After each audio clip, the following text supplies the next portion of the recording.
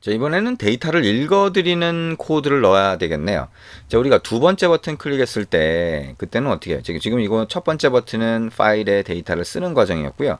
우리가 표준 자바에서 했던 것과 뭐 별반 차이가 없습니다. 단 사용자가 화면에다가 데이터를 입력하는 기능이 들어갔기 때문에 코드가 약간 바뀌었죠. 입력한 자, 데이터를 가지고 와서 그 내용을 파일에 쓰는데, 자, 스트림이라고 하는 것도 데이터 아웃풋 스트림이라고 하는 걸 쓰도록 그렇게 한번 바꿔본 거예요.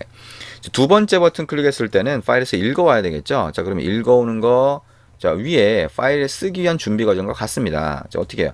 edit text get text to string이라고 하면 뭐가 돼요? 첫 번째 입력 상자니까 거기에서는 뭐가 돼요?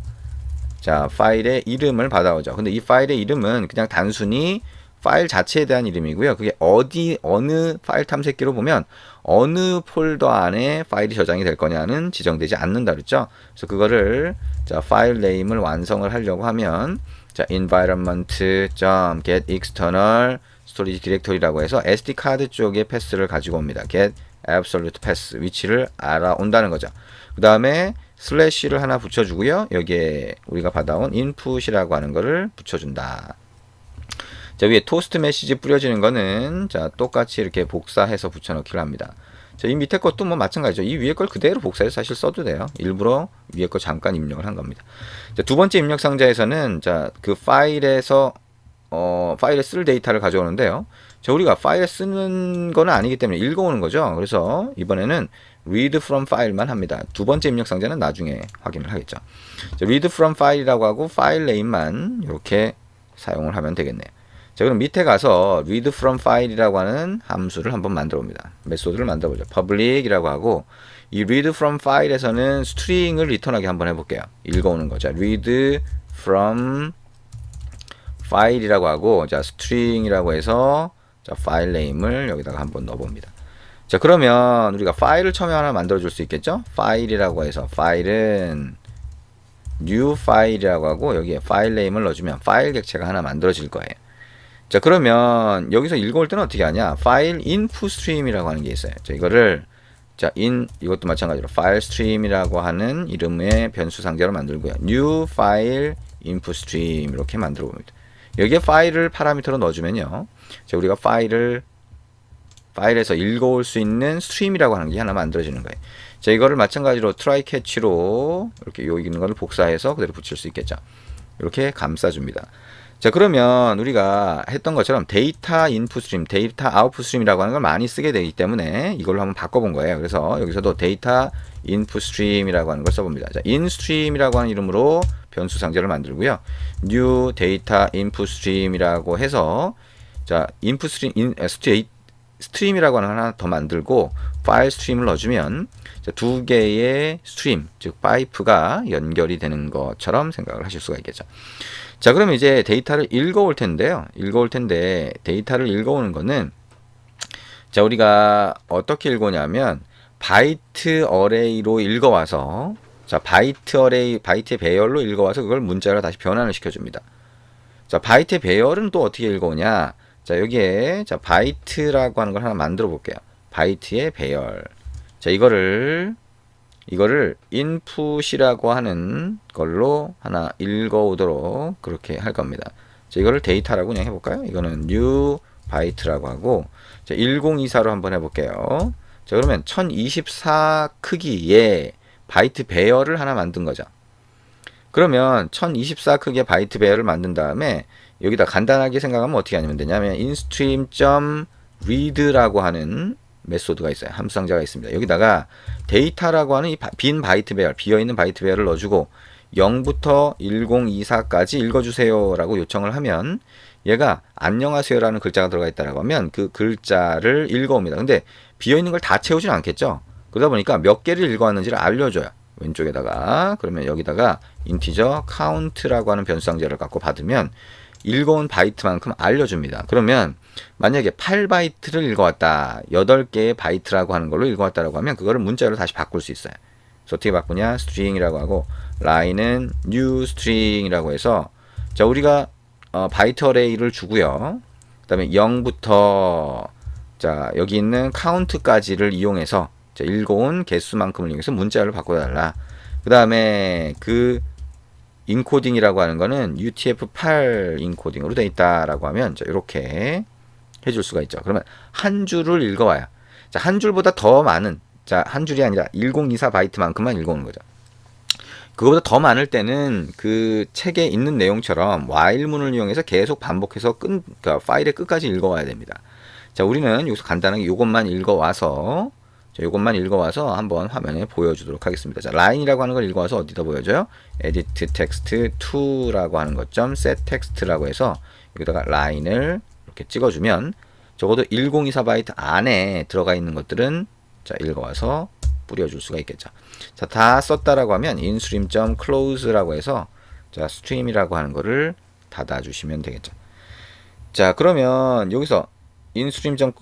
edit text에 보여지는 것까지 여기다 했으니까 좀 문자를 리턴할 필요가 없겠네요. 여기서 그냥 void라고 해주면 되겠네요. 자, 그러면 이렇게 read from file이라고 하는 것까지 우리가 했죠. 근데 여기 read from file을 보니까 read from file이라고 read from file이라고 하는 게 없대요. 자, to로 돼 있네요. 자, read from file.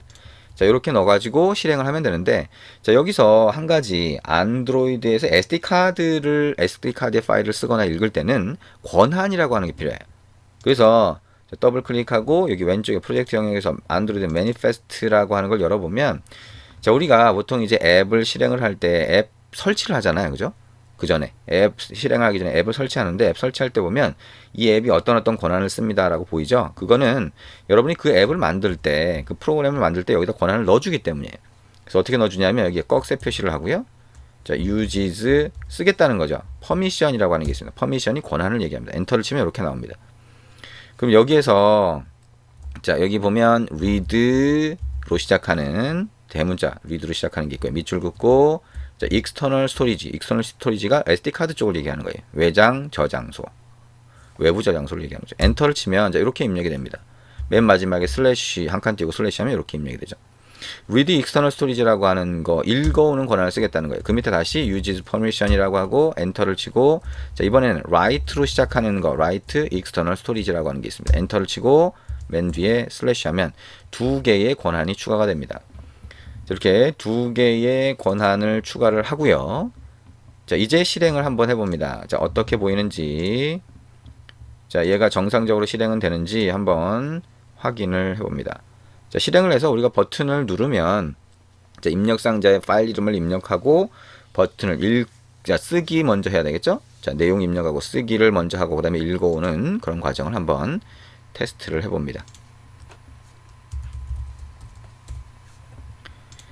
자, 앱을 실행을 했고요. 자, 앱이 실행되면 여기 보이게 되겠죠. 자, 앱을 실행을 한번 직접 단말로 해보시기 바랍니다. 실제 단말로요. 자, 지금 단말의 화면을 보기 위해서 지금 연결을 시도를 하고 있고요. 자, 연결이 되면 자, 앱이 실행된 화면을 가지고 같이 한번 봅니다. 자, 됐네요. 자, 이렇게 돼 있죠. 그럼 파일 이름이라고 하는 입력 상자에다가 자, 아까 우리 했던 것처럼 test.txt라고 이렇게 입력을 해봅니다. 그리고 자, 내용이라고 하는 거에다가 hello 이렇게 한번 해볼까요? 자, 이렇게 입력을 하고 파일에 쓰기. 자, 파일 네임이 보니까 자, 이렇게 돼 있죠. 자, 이 외부 SD 카드의 패스라고 하는 거 위치가 폴더가 이렇게 돼 있는 거고 뒤에 text.txt라고 하는 걸로 저장을 했습니다. 자, 그 다음에 이거를 지워 볼게요. 자, 이 내용을 입력 상자에 있는 내용을 지워보고요. 파일에서 읽기를 하면 그대로 가져오죠. 우리가 입력했던 거 그대로 자, 가져온다라고 하는 걸 알 수가 있습니다. 이게 자, 우리가 스마트폰 앱에서 화면에다가 보여주는 기능을 한번 해본 거고요. 스마트폰에서는 SD카드에 쓰고 읽는 게 다 된다. 마지막에 했던 것처럼 권한이라고 하는 걸 쓴다라고 하는 거, 권한이라고 하는 걸 줘야 된다라고 하는 것만 주의하시면 됩니다. 자, 파일에서 글씨를 읽기 위해서 우리가 자, 리더라고 하는 걸 쓸 수도 있어요. 자, 그리고 아까 우리가 했던 것처럼 인풋 스트림, 자, 이런 거, 자, 파일 인풋 스트림, 데이터 인풋 스트림을 가지고 쓰셔도 돼요. 자, 어떤 걸 쓰든 상관이 없고요. 자, 이런 것들을 자, 라이팅을 할 때 쓰는 거, 자, 읽을 때 쓰는 거, 자, 이런 내용들 생각을 하시면 됩니다. 그래서 데이터 인풋 스트림이 아니라 자, 리더라고 하는 걸 쓰면 한 줄 단위로 읽을 수 있다. 그리고 앱 같은 경우에는 권한이 필요하다라고 하는 거, 자, 생각을 하실 수가 있겠죠. 자, 요 지금 조금 전에 했던 거, 자, 좀 더 나아가 보면, 자, 데이터가 저장이 될 때는 이렇게 하나의 바이트 단위로 저장이 된다는 거죠. 그래서 숫자 10이라고 하는 거는 4바이트짜리 크기로 저장이 돼요. 자, 우리가 본눈으로 볼 때는 10이지만 컴퓨터에 저장, 데이터를 저장할 때는 바이트 단위로 010101 이런 걸로 저장이 된다는 거죠. 그래서 이거 자체를 우리가 일일이 해석할 필요는 사실 별로 없어요. 일반적으로는. 근데 어쨌든 이런 형태로 저장이 된다. 그래서 바이트 어레이로 저장이 된다. 그때 우리가 조금 전에 썼던 데이터 인풋 스트림, 데이터 아웃풋 스트림을 사용한다라고 하는 거.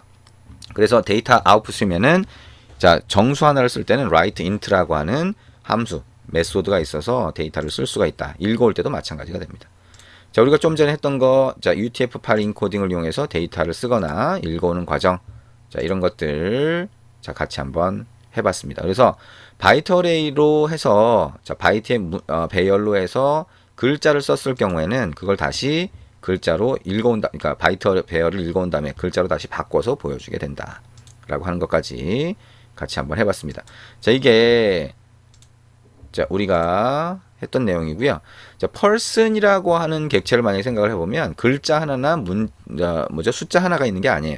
그 안에는 글자와 숫자가 같이 있죠. 그래서 이런 경우에는 자, 우리가 직렬화라고 해서 이 안에 들어가 있는 글자나 나이나 이런 정보를 한꺼번에 파일에 쓸 수가 있어요. 순서대로 쭉 만들어서. 그래서 그런 걸 할 때는 오브젝트 인풋 스트림, 오브젝트 아웃풋 스트림 이런 것들을 사용할 수 있다. 라고 하는 거 생각을 해보시면 됩니다. 자, 그래서 우리가 자바 IO 패키지 안에 우리가 스트림이라고 하는 거는 여러 가지 종류가 있어요. 용도에 따라서. 자, 그래서 그거는 용도에 따라서 여러분이 선택적으로 사용하면 된다라고 보시면 됩니다. 자, 이렇게 해서 안드로이드 앱에서 파일을 읽고 쓰는 거 같이 한번 해봤습니다.